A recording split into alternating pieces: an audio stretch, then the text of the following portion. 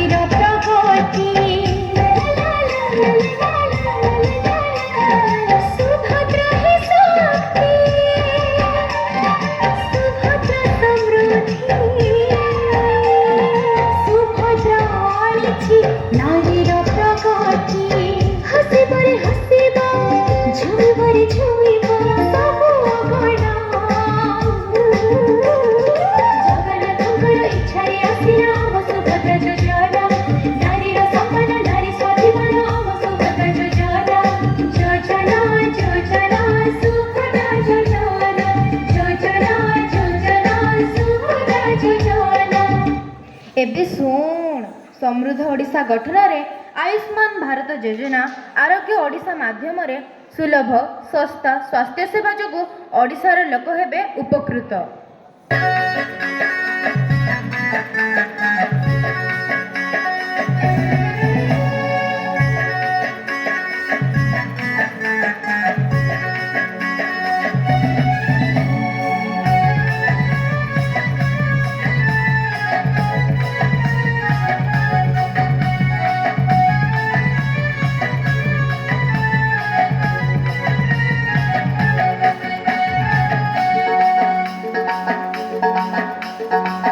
केली वो राज्य 3.5 कोटी लोक हेबे उपकृत हेबे उपकृत। राज्य 3.5 कोटी लोक हेबे उपकृत। राज्य 3.5 कोटी लोक हेबे उपकृत। स्वास्थ्य सेवार सुविधा पाइबे निश्चित। स्वास्थ्य सेवार सुविधा पाइबे निश्चित। राज्य जीए जेन नथिले नाइन असुविधा। 30,000 हॉस्पिटल पाए मा चिकित्सा।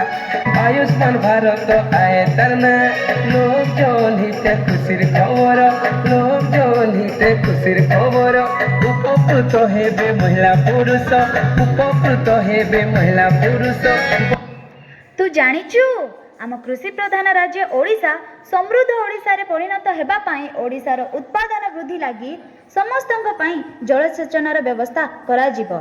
2036 मसिया बेलकु 80% जलसेचन व्यवस्था वृद्धि पाइथिबो।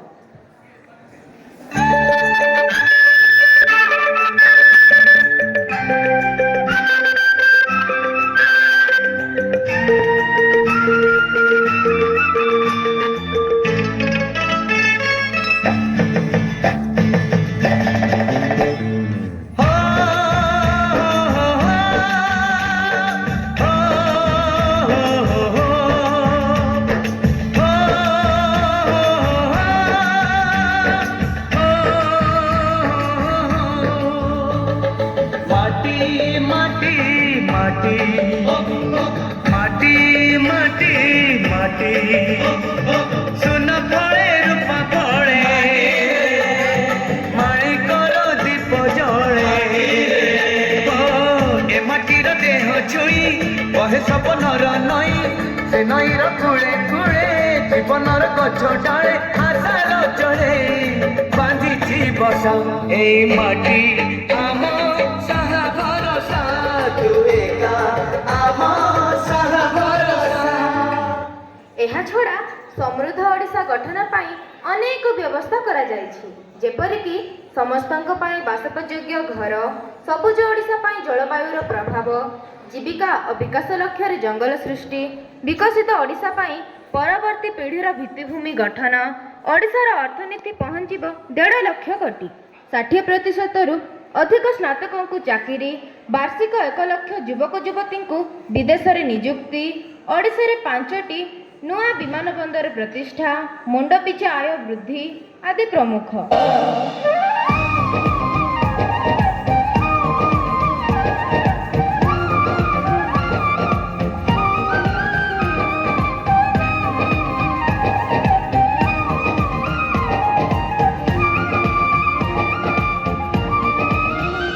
भारतवर्षे भोजने दर्शने कृषिकार्ये स्वयं सम्भूता धामे शेषर जगन्नाथ धाम जोद्धादिवासी सन्तोषा चिरचर्चित मोडिसा चिरचर्चित मोडिसा चिरचर्चित मोडिसा चिरचर्चित मोडिसा ए तो समृद्ध ओडिसा समर्थ ओडिसा समृद्ध ओडिसा ए तो समर्थ ओडिसा समृद्ध ओडिसा